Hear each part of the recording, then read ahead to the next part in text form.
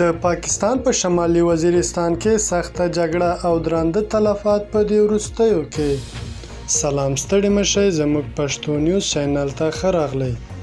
راپورونه خپاره شوي چې شمالي وزیرستان کې د باجوه په علاقه کې یاده نښته په داسې وخت کې رامنځته شوې چې پاکستاني پوځیانو د قطار په تېرېدو سره لومړی د راکېټو بریدونه او وروسته ډزې پیل شوې.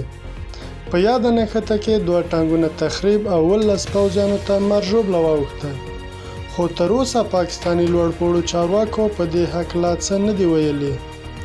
د یاد برید مسؤلیت پاکستاني طالبانو په غاړه اخیستی او د 4 سرتیرو د ټپي کېدو خبرې هم ورکړې. مننه چې له موږ سره وئ. که زموږ ویډیو مو خوښ شوي زموږ چینل در سره سبسکرایب کړئ.